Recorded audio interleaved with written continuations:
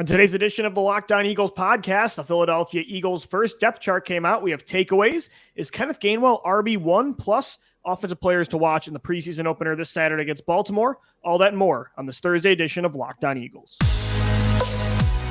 You are Locked On Eagles, your daily Philadelphia Eagles podcast. Part of the Locked On Podcast Network, your team every day.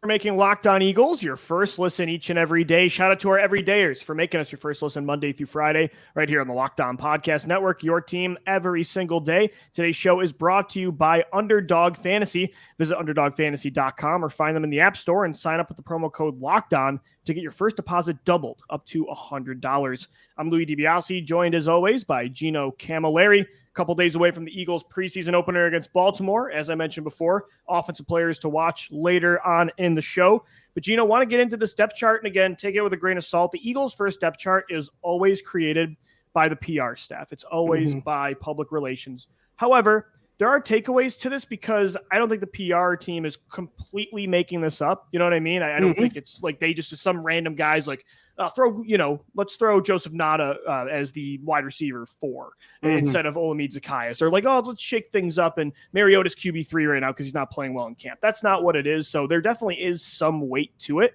And taking a look at the depth chart, I don't know if there's really any like massive surprises. I think most guys that are first string, second or third, it is what it is so far throughout training camp. The guys you thought were going to perform have, and I don't know if there's been a lot of surprises. I would say the one that caught my eye was that at safety, it's Reed Blankenship. And then the second one is Terrell Edmonds / K'Von Wallace.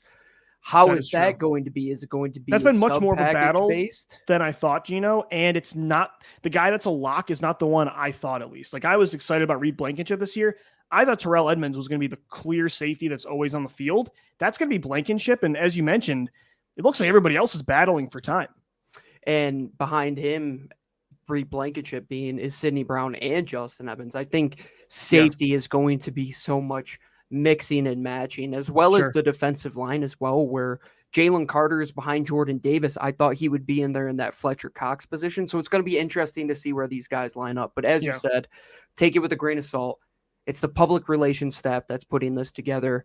And anytime you can look at a position like running back where it says Kenneth Gainwell or Rachaad Penny or Boston Scott or Trey Sermon, that one or they nailed. DeAndre Swift, they're not taking this seriously. Right. So but I think too much into it. But at the same time, I think they nailed that because I think that's exactly what running back is going to be this year. So that kind of makes perfect sense. And you're right. Again, when you look at like a depth chart, it's based on one formation to a very traditional look. So Jordan Davis ahead of Jalen Carter, but there's times they're all going to be on the field at the same time. Right. Doesn't take into account a rotation. Like what really is an RB1 with the Eagles? What really is a starting quote unquote defensive tackle for the Philadelphia Eagles? It's like instead of getting 45% of the snaps, you might be getting 55.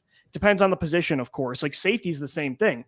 Sure is, Terrell Edmonds, K'Von Wallace, they're listed as splitting first team reps right now. Justin Evans and Sidney Brown are on the second team, but they're going to run so much 3 safety looks this year that a lot of those guys are going to get time as well. So that's the other thing about depth charts. It really doesn't take into account all of that too, but it does give you a hint of who's kind of in the lead for reps.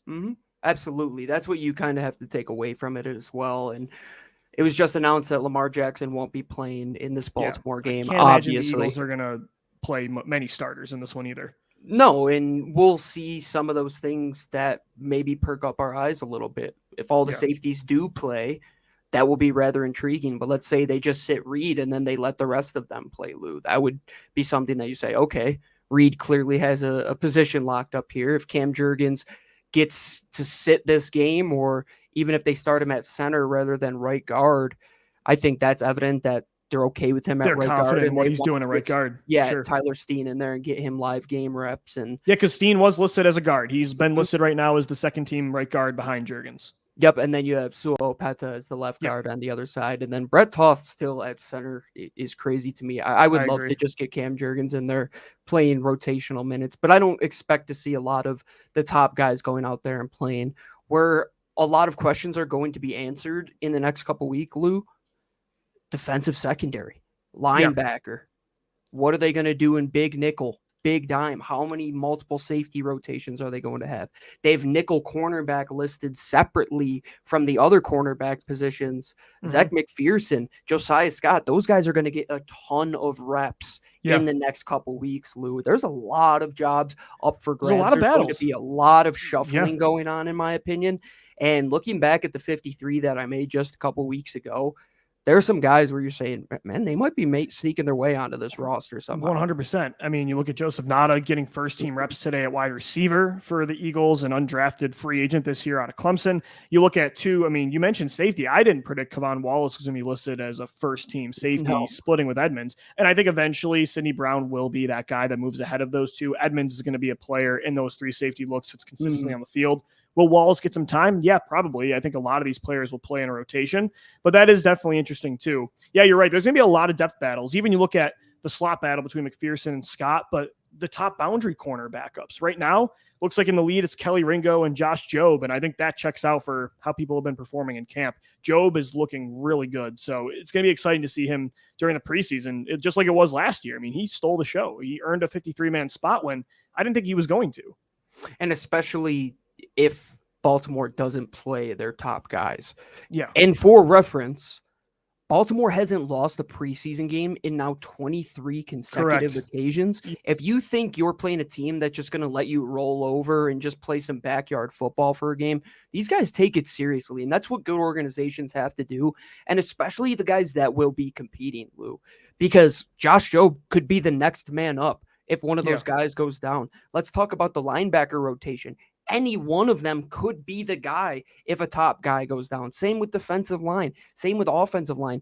This team has so many opportunities to see who really wants to make this roster and who doesn't. One position I'm looking at, Lou, and why I was so adamant on the quarterbacks proving themselves in preseason is this depth at wide receiver, man. Like, who's going to separate themselves right now? Because we know OZ will be the 4. We figure that Brain Covey will be the 5. But can anybody challenge these guys? Can anybody convince the team to keep a 6?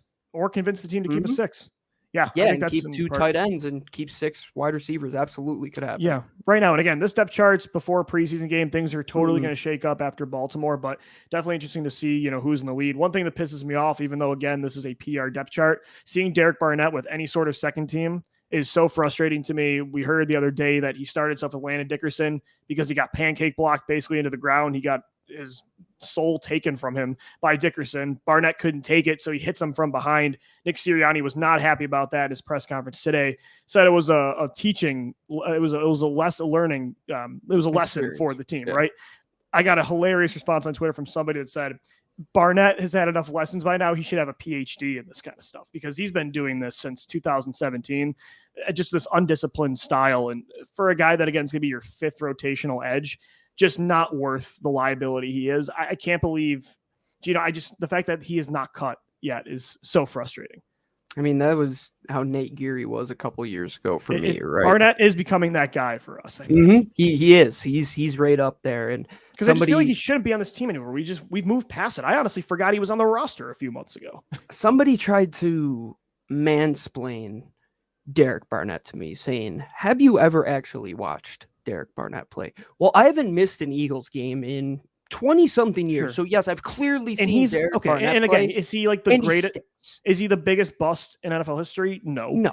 Was he average? Sure. He consistently would get 5 sacks a year you could count on. But for me, it's not, that was never worth what else he would do on the field. He's a walking yellow flag. He cost you games in 2021. Yeah, and not even that. I mean, I look back to even that 2019 game against Green Bay, the dirty hit he had on Thursday Night Football, and Nick Sirianni 2 years ago saying it's always him. Just not worth it. And I don't know if it's Howie with the draft pick bias.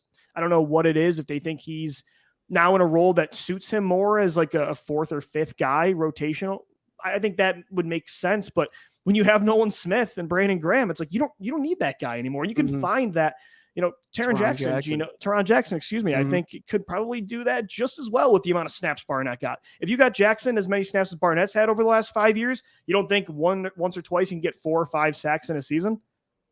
You don't got to pull my leg to make. I know. I'm preaching to the choir, right? And that's the one thing I don't want from Cut Down Day is oh, this guy is on the roster just because. If a guy earns it. That's what Barnett feels like, man. I don't think he's earned it.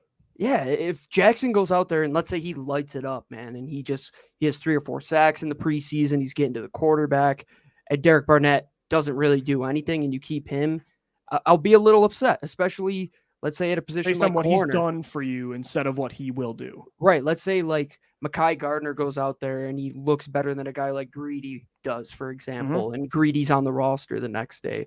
Those are the things that bad teams or teams that are kind of stuck in their old ways will do. And that's like the last thing the Eagles have to kind of break out away from, I would say. I agree. Do I do want to talk about that running back position? You saw on the depth chart, it's all of them are RB1, all 5 players.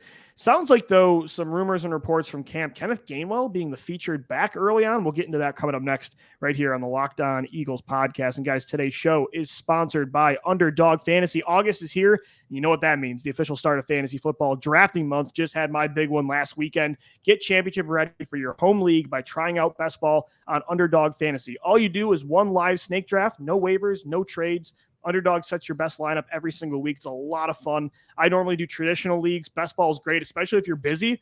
Just get that lineup, get that roster set for the year, and Underdog will take care of the rest. Try it out with Underdog's Best Ball Mania Tournament. The largest fantasy football contest of all time is back and even bigger, with $15 million of total prizes up for grabs, including an absurd $3 million going to the winner. Last year, the winner drafted their team in July, so don't wait around. Visit UnderdogFantasy.com or find them in the App Store and sign up with the promo code LOCKEDON to get your first deposit doubled up to $100. It's Underdog Fantasy, promo code LOCKEDON. Underdog is the easiest place to play fantasy football. It's the best place for best ball. Check out Best Ball Mania 4, the largest fantasy football tournament ever. We thank Underdog for sponsoring Locked On Eagles today. All right, Eagles fans, we are continuing on this Thursday edition of the Locked On Eagles podcast. Shout out to our everydayers for making us your first listen Monday through Friday. Preseason's coming up in just 2 days. Saturday night, kickoff at 7:30 against the Baltimore Ravens. As Gino mentioned, they've won 23 straight games in the preseason. Not that the preseason matters for wins and losses, but that'd be kind of cool to see the Eagles pull off an upset there.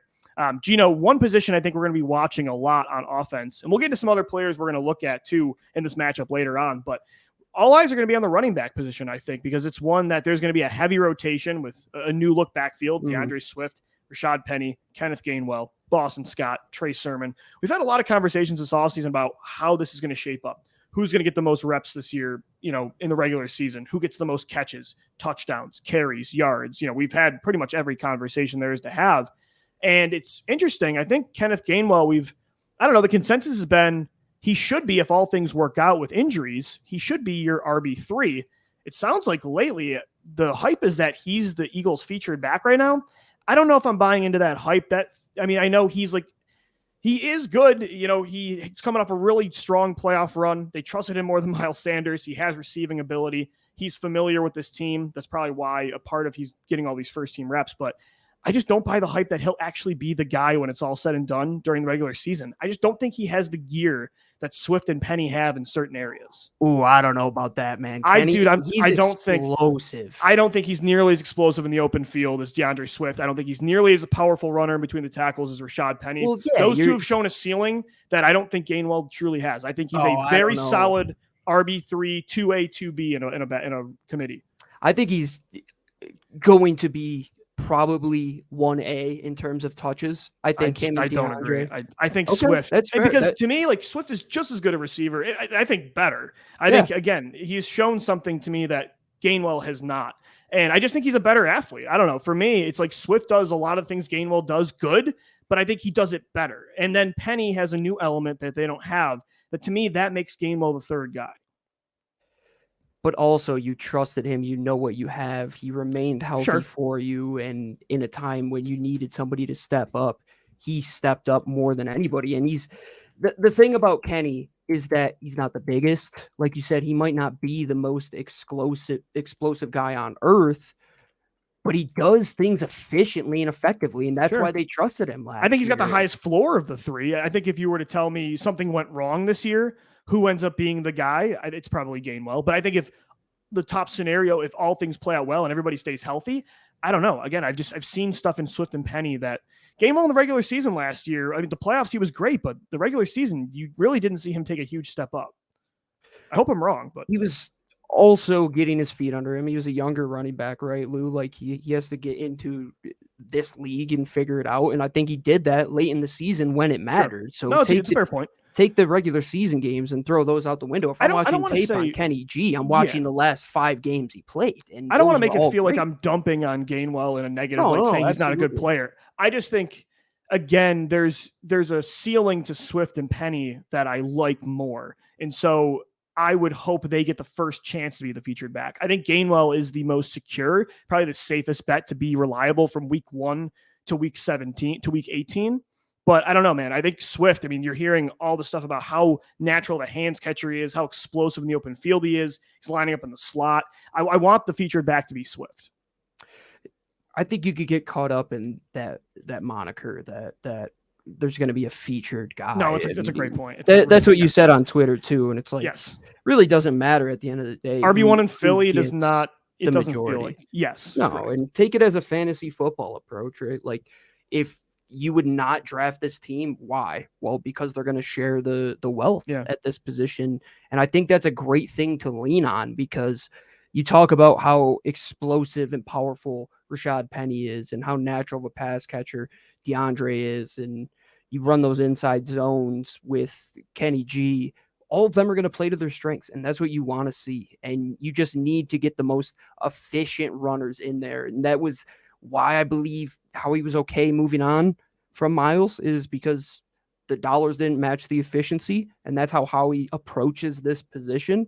And he could get that type of play out of guys like Boston Scott and Trey Sermon, who is also a part of this discussion as well. And the way he's performing in camp, it seems that they have 5 guys that they would be confident in to carry a game or 2. And that's how they approach it, Lou. That's how they really have always taken running back. Can we rely on you in a matchup-based approach? Mm-hmm. And that's kind of what they have to do moving forward, because you don't have Christian McCaffrey. You don't even have the Miles Sanders that you had of 2019. But as a cumulative group, spread the wealth how you want. You know how many snaps based on X amount of games that you could average together, figure out what you do in terms of running back touches. And I think it's going to be relatively similar with the top 3 guys. I don't think there's going to be a huge variance in touches. Maybe DeAndre gets vastly more in the pass game than a guy like Rachaad gets. But I think at the end of the day, when you look at their touches, you could be saying 27%, 25%, 24%, and then Boston true. And a slew of other guys make up the rest of that percentage. And that's what it's going to have to be, and in a very good manner too, Lou. It's not something to take away from what your conversation, I think, is a good way to look at it, is who do you think is going to be the best guy behind an elite offensive line, because you believe that they could score. Who gets the most meat off the bones, right? Yes. And for me, that's Swift. I'm not saying Gainwell is not an explosive, versatile weapon. I mean, he was Jalen Hurts' go-to guy a lot in the 2-minute drills last year, and I think he'll still have a role there. He's a guy that even in Memphis and with Philly, you've seen him line up at wide receiver too, just like Swift has. But yeah, I just think there's a gear with Penny as a natural runner and Swift as a receiver that I prefer a little more. But yeah, like you said, we might see them both on the field at the same time. It was reported that they were in a 2 running back set in the red zone. One of them was out. 21 personnel. Not too many trade secrets to give away on this show yet. Hey, I mean, we mentioned that before. If the second tight end doesn't step up, I'd love to see some more 21. I think that's something they did in 2019 by necessity, but you saw that it can still be effective in a playoff run. So Swift and Gainwell out there at the same time. Yeah, I'm totally cool with that. So all eyes are going to be on running back this Saturday. Gino, is there anybody else on the offensive side of the football that you're really going to be watching closely against Baltimore? You know, I don't think a lot of the starters are going to play. Maybe Cam Jurgens. Outside of that, it's going to be mostly second and third teamers. Anybody that you're thinking of? If Olamide Zaccheaus does play, I'm very excited to see how I would like to see how much better he looks than Pascal last year as a receiver. And how good he should look in this spot, right? Because if Baltimore isn't going to play their top wideouts, which you're not going to see Marlon Humphrey out there, right? Like that's not going to happen. I would expect him to go out there and have a pretty solid day, as well as the guys that are around him. Joseph Ngata reported he got some work at the first team. If they're going to keep a number 6 receiver, it's probably going to be him. At this point, it would have to be. And the other part of that is, how do the tight ends look? How are they in the pass catching game? And Grant Calcaterra was reported by former Eagle tight end Clay Harbor when he was at their camp that he could be a sneaky, underrated tight end. He gets in and out of his breaks really well. He's good as a route runner, and that's kind of what we've been looking for. And I kind of miss that old 12 personnel, Lou. And sometimes you kind of need to rely on that when you want to take over the middle of the field, and then you could say, I don't miss all right, those we're days. gonna. I mean, Lou, what if you had the wide receivers you had now with those tight ends? Of course, I would like to have it too. I just don't miss when I needed that. Well, let's have our cake and eat it too at this point, man. Like, it could be something if a Calcaterra or a Dan Arnold or let's say Tyree Jackson just comes out of nowhere and all of a sudden can remain healthy. And that probably is the biggest depth battle for you. Yeah, that's probably the biggest depth battle on offense that we'll have, because even we're talking about receiver with Ngata, and I think I want to see receiver more for like the returning aspect of things. I want to see how Britton Covey looks on special teams this year. I think the same thing with like Devin Allen too. If you can see his speed, and Quez Watkins finally with that 4.3 speed look like he knows how to return the football in the kickoff game or the punt return game. I think the fact that he can't do that is unbelievable.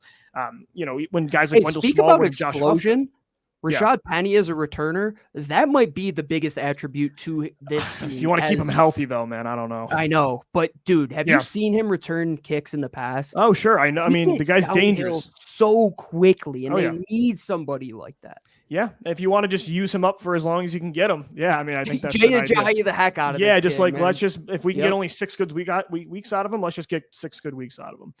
But yeah, tight end, because I think, again, that tight end too is wide open, and this is going to be pure performance based. With Arnold, Calcaterra, Tyree Jackson, and Jack Stahl. So it'll be interesting to see. I think mostly the depth battles, receiver, tight end. I think the offensive line too, just to see some of the depth, like how these young guys look and what spots they look the most comfortable.